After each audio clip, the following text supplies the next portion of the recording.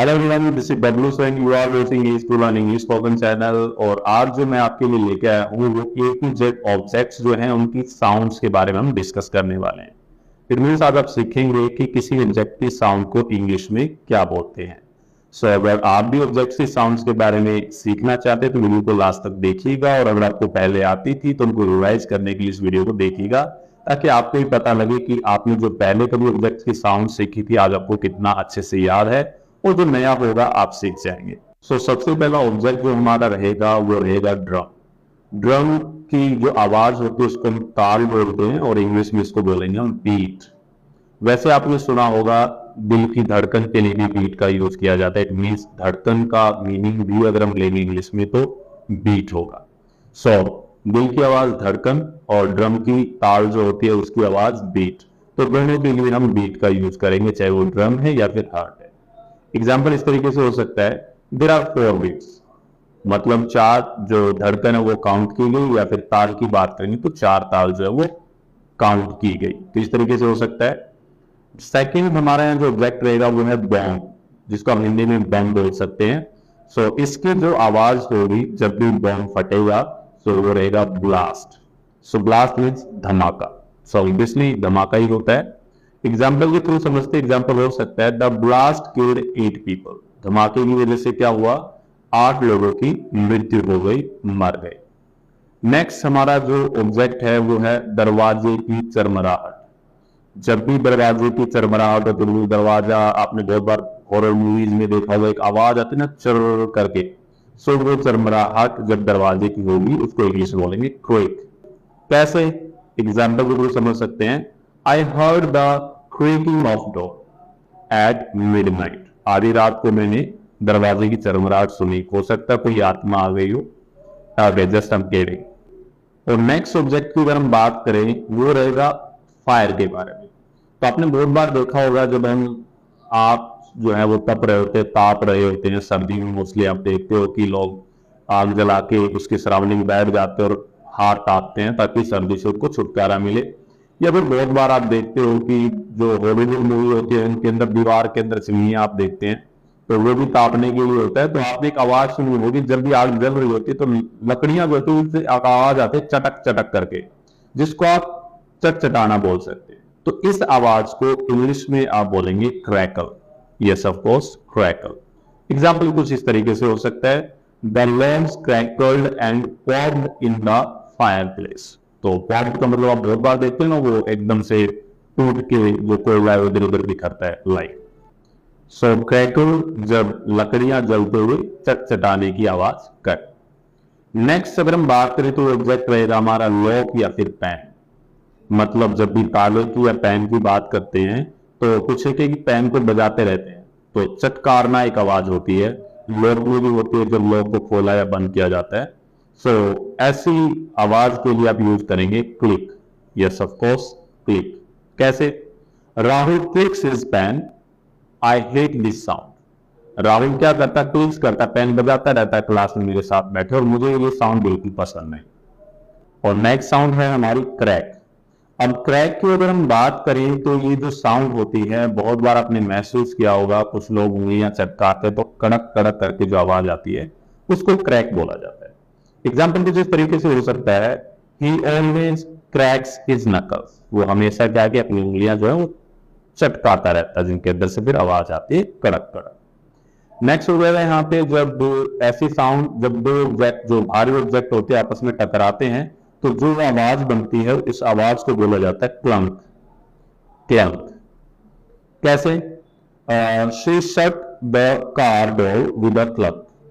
उसने क्या किया, जो दरवाजे को है वो जोर से मतलब बंद किया तो एक आवाज जो बनी उसको बोला गया क्लंक। और नेक्स्ट ऑब्जेक्ट की अगर हम बात करेंगे मेटल का होता है। तो मेटल का कोई भी ऑब्जेक्ट जब वो गिरता है तो उसकी आवाज आती है, जिसको आप बजना या झमकना बोलते हो। उसके लिए आप यूज करेंगे क्लैंक। कैसे, एग्जाम्पल हो सकता है, the tanks made a resounding clank. तो आवाज उन्होंने बनाई क्योंकि वो गिर गए थे। नेक्स्ट हम यहाँ पे बात करेंगे जो ऑब्जेक्ट है हमारा वो है बर्तन, डिशेज। डिशेज की जब आवाज, जैसे सिंक में जब बर्तन धो रहे होते हैं, जो आवाज आती है ये ध्यान में रखिएगा, पहले वाला गिरने की आवाज थी, ये गिरने की नहीं है, ये आपस में वैसे टकराते रहते हैं, बर्तन धोते वक्त गिराया नहीं जाता वैसे ही। उस आवाज को हम बोलते हैं क्लैटर। ये सपोज क्लैटर होता है वो आवाज। कैसे एग्जाम्पल के थ्रू समझ सकते हैं? I brought the plate with a loud clatter. मैंने, क्या होता है बहुत बार जब गुस्से में बर्तन धो रहे होते हैं ना, तो ऐसे ऐसे करके आवाज आती है, लाउड हो जाती है आवाज। अब नेक्स्ट ऑब्जेक्ट की बात करेंगे वो है हाथ, हमारे हैंड्स। इसकी आवाज आती है, आपको पता है, जब हाथ एक दूसरे से टकराते हैं तो आवाज जो आती है उसको बोलते हैं क्लैप। ये सपोज क्लैप। कैसे? when they stopped I gave them a clap। जब वो रुके कोई परफॉर्मेंस देखे तो मैंने क्या किया? क्लैप किया। तो क्लैप होती है आवाज जब हाथ एक दूसरे में टकराते, दैट इज कॉल्ड क्लैप। और नेक्स्ट साउंड की अगर हम बात करें तो ये साउंड है किसी लिक्विड के गिरने की। अगर बूंद बूंद करके कोई लिक्विड गिरता है तो उस आवाज को इंग्लिश में बोला जाता है ड्रिप, जिसको हम बोलते हैं ना टपक टपक टपक, ऐसे करके आवाज जो आती है, दैट इज कॉल्ड ड्रिप। कैसे? He heard the drip of the rain। उसने क्या है कि जो बारिश है उसकी जो बूंद बूंद करके गिर रही थी, टपक को सुना, सो ड्रिप। नेक्स्ट की बात करेंगे। नेक्स्ट जो हमारी आवाज है वो आवाज एक्चुअल में होती क्या है? जब पानी गिरता है तो बबल्स बनाता है, तो बबलिंग जो साउंड होती है, जैसे बोल रहा था ना झर झर ऐसे करके आवाज जो आती है, सो जो झरझर की आवाज आती है उसको हम इंग्लिश में बोलते हैं गर्गल। ये सब कोर्स गर्गल। कैसे एग्जाम्पल कुछ इस तरीके से हो सकता है? I listened to the gurgle of water splashing over rocks। जब मतलब चट्टान के ऊपर पानी जो गिर रहा था, जो बबल्स बना रहा था, वो जो मैंने साउंड है वो मैंने सुनी, और स्प्लैश भी कर रहा था। और नेक्स्ट जो हमारी साउंड रहेगी वो लिक्विड को पीने की रहेगी। जब हम लिक्विड को पीते हैं, पीना एक तो होता है सिप करके पीना, सिप वाला नहीं, एकदम से अंदर जब पानी को लेके जाते हैं, उसको आप गटकना भी बोल सकते हो। तो जब वो साउंड आएगी उस साउंड को हम बोलेंगे ग्लब। ये सब कोर्स ग्लब। कैसे? एग्जाम्पल हो सकता है, टू का स्मॉल सिप, उसने क्या एक छोटा सा घूंट लिया, then gulped the rest of the water, और बाकी वाटर को गटक गया, तो गड़क गड़क ऐसे करके आवाज जो आ रही है, so that is called glove. और नेक्स्ट हमारी साउंड है। अब जब करने की बात आती है तो सीधा से समझ में आ जाता है कि जो एस लेटर है उसकी जो साउंड होती है वैसी ऐसे करके सिर्फ नेशनल स्नेक के लिए यूज होती है। तो जैसे हम बोल सकते हैं व्हाई डू स्नेक्स, स्नेक ऐसा क्यों करते हैं। नेक्स्ट की बात कर लेते हैं। और जो हमारी नेक्स्ट जो साउंड रहने वाली है वो रहेगी कोई घंटे की आवाज, चाबियों की आवाज, या कॉइन्स की आवाज। सो बेल्स, कीज और कॉइन्स की जो आवाज होती है जिसको हम टनटनाहट बोलते हैं, तो इसको इंग्लिश में हम बोलेंगे jingle. Yes of course jingle. कैसे एग्जाम्पल हो सकता है? आई heard the jingle of keys and the door open. किसी ने पिछली चाबी से जब खोला हुआ तो चाबी आपस में टकराई हुई, तो उसने वो आवाज सुनी और दरवाजा खोलने के लिए। नेक्स्ट की अगर हम बात करें तो नेक्स्ट हमारा जो ऑब्जेक्ट हो सकता है वो हो सकता है किसी ऑब्जेक्ट को बार बार पीटना, और उससे जो आवाज बनती है उसको हम बोलते हैं खटखटाहट। सो खटखटाहट जो होती है उसको इंग्लिश में बोला जाएगा नॉक। ये सब नॉक। और एग्जाम्पल कुछ इस तरीके से हो सकता है, दरवाजे पे खटखटाहट थी, कोई बार बार दरवाजे को पीट रहा था।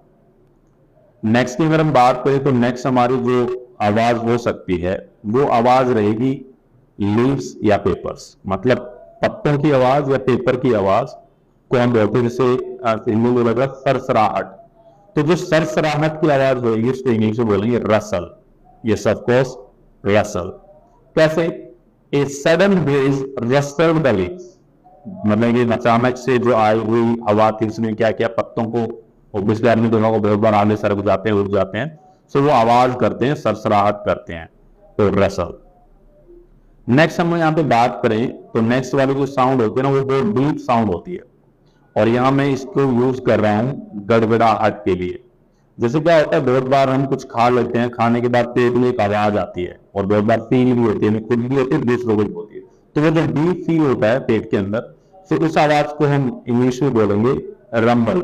कैसे एग्जाम्पल के थ्रू समझ सकते हैं? आई can here his stomach rambling, मैं उसके जो पेट की गड़गड़ाहट है वो क्या कर सकता हूं, सुन सकता हूं। नेक्स्ट की अगर हम बात करें तो नेक्स्ट जो हमारी आवाज है वो कुछ टूटने की, जैसे बहुत बार आपने देखा होगा कोई लकड़ी को तोड़ता है तो तनक ऐसे करके एक आवाज आती है, तो कोई टूटने की आवाज जो हम यूज करेंगे उसके लिए इंग्लिश बनाएंगे हम स्नैप। ये सपोज स्नैप, कुछ टूटने की अचानक से जो आवाज है। कैसे? एग्जाम्पल के थ्रू समझ सकते हैं। Would was broken and snap rather than cut. क्या हुआ कि जो लकड़ी थी उसको तोड़ा गया, मतलब तोड़ा गया था ऐसे करके, जब तोड़ते हैं ना तो काटने से ज्यादा बोलोगे उसको तोड़ा गया, तो वो आवाज कर रही थी टूटने पे, तड़क तड़क ऐसे। और नेक्स्ट साउंड की अगर हम बात करें तो नेक्स्ट साउंड हमारी होती है पानी को हिट करने की। जब हम पानी को हिट करते हैं तो एक आवाज आती है छपाक या छपक छपक। सो जो छपाक की आवाज होती है पानी को हिट करने की, इसको इंग्लिश में बोलते हैं स्प्लैश। अभी आवाज तब भी आ सकती है जब आप मुंह धो रहे हो तो आप पानी अपने मुंह पे मारते हो तो वो भी आवाज होती है, छपाक ऐसे करके आती है। या फिर आप पानी में वॉक कर रहे हो तो तब वो आवाज आती है, पानी में डाइव लगाते हो तब वो आवाज आती है। तो जब भी छपाक की आवाज पानी में आएगी जब आप हिट करोगे तो उसको इंग्लिश में बोलेंगे स्प्लैश। कैसे? ही हैड अ स्प्लैश, उसने क्या किया, एक छपाक की आवाज सुनी, एंड देन सॉ दैट, वो देखता है his daughter had fallen in the river, कि जो उसकी बेटी है वो रिवर में गिर चुकी थी। तो छपाक। नेक्स्ट यहाँ पे जो आवाज है वो किसी व्हीकल के टायर की या ब्रेक्स की आवाज होती है। वो बार आपने सुना होगा एक आवाज आती है, तो उसको इंग्लिश में बोलेंगे screech. Yes of course screech. कैसे? एग्जांपल हो सकता है there was a screech of tyres, कि टायर्स की आवाज थी। क्या हुई? एज शी एक्सीलरेटेड अवे, जब इसने एक्सीलरेट किया गाड़ी को तो वो आवाज आई। नेक्स्ट यहाँ पे जो मैं बात कर रहा हूँ ऑब्जेक्टिव वो ड्रेस के बारे में, मतलब ड्रेसेस की भी आवाज आती है, सरसराने की आवाज आती है, तो इसको हम बोलते हैं स्विश। ऐसा को स्विश। एग्जाम्पल जिस तरीके से हो सकता है, you can hear the swish of skirts across the dance floor. मतलब कुछ लड़कियां डांस फ्लोर पे नाच, मतलब फ्लोर पे नाच रही है, डांस कर रही है। अब वो कह रहा है कि मुझे स्कर्ट्स की आवाज आ रही है, तो वो इसकी बात कर रहा है, तो उसको उसने यहां पे यूज किया स्विश। नेक्स्ट जो हम बात करेंगे वो ऑब्जेक्ट रहेगा, कोई भी ग्लास का हो सकता है, चीनी मिट्टी का हो सकता है, मतलब कोई भी एक ऐसा ऑब्जेक्ट जो गिरे और टुकड़ों में टूटे और आवाज करे। तो टुकड़ों में टूटकर जो आवाज होगी उसको हम इंग्लिश में बोलेंगे स्मैश। ये सबको स्मैश। कैसे? I heard the smash of breaking glass. Glass जब टूट रहा था, तो ग्लास के टूटने की आवाज टुकड़ों में टूट रहा था, तो ये मैंने सुनी। नेक्स्ट यहाँ पे बात करेंगे, खाना जब बनता है ना, तो खाना बनते हुए जो आवाज आती है इस आवाज को बोलते हैं sizzle. Yes of course sizzle. कैसे? The okras are sizzling in the pan. जो ओकराज है, जो भिंडी है वो बन रही है, तो उसकी आवाज आ रही है, आप सुन रहे हो, सो सीजल। नेक्स्ट ऑब्जेक्ट की अगर हम बात करें तो नेक्स्ट हमारा यहाँ पे जब हम मड के अंदर वॉक करते हैं, मतलब दलदल के अंदर जब वॉक करते हैं तो जो आवाज बनती है इस आवाज को इंग्लिश में बोलते हैं स्क्वेल्च। ये सब तो स्क्वेल्च। तो ये आवाज मोस्टली बारिश वगैरह जब हो जाती है और कहाँ कच्ची जगह जहाँ होती है दलदल वहां बन जाती है, खेतों वगैरह में भी बहुत बार आपने ये देखा होगा। एग्जाम्पल हो सकता है, he pulled his foot out the mud with squelch, मतलब आवाज करते हुए क्या किया, उसने अपने पैर बाहर निकाले, बाहर खींचे। और नेक्स्ट जो हमारी आवाज रहेगी वो रहेगी चू चू करना। तो जब तक चू चू की आवाज करे तो चू चू की आवाज को इंग्लिश में बोला जाता है स्क्वीक। स्क्वीक ये मोस्टली चूहे वगैरह के लिए यूज किया जाता है, स्क्वीक। कैसे? The mice in the web squeaked. क्या किया उसने? चू चू की आवाज की। और नेक्स्ट जो हमारा ऑब्जेक्ट है वो है घड़ी। तो जो घड़ी की आवाज होती है इसको इंग्लिश में बोला जाता है टिक। बहुत बार आपने फील भी किया हो, जब घड़ी चलती होती है तो आवाज आती है टिक टिक टिक। सो ये वहीं से लिया गया है टिक।